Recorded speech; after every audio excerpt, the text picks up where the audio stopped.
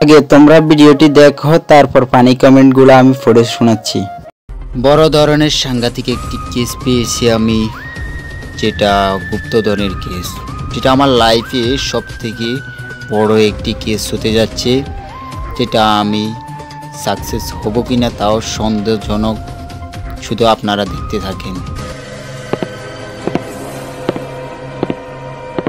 আমার পুরা বিশ্বাস এটাই হলো যে সেই ম্যাপ যেখানে গুপ্তধন পাওয়া যাবে, আর এখানে অবশ্যই আমি এটা ভালোভাবে যাচাই করে গুপ্তধনটি আমি বেছে নিতে হবে।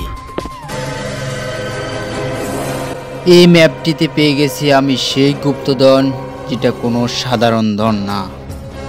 যদিও এই কেসটি আমার কাছে সামান্য কিছু মনে হইতেছে না, তারপরও আমি এই ম্যাপে এসে একটি গুপ্তধনের জায়গায় বড় একটি পেয়ারা পেয়ে গেছি।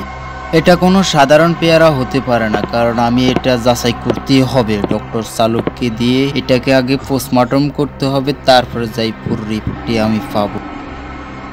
99 বছর ধরে আমি এই সিআইডিতে আছি, কখনো একটি কেসও আমি হার মানি না। এটা তো সামান্যতম একটি পেয়ারা এবং কি গুপ্তধন। আমাকে পাওয়া গুপ্তধনটিকে আগে ভালোভাবে রিসার্চ করতে হবে, যেটার ভিতরে কোনো প্রকার ভায়োলেশন আছে কিনা। এটা আমি অবশ্যই খেয়ে দেখতে হবে, নয়তোবা আমি বুঝবো না যে এটার ভিতরে কোনো কিছু আছে।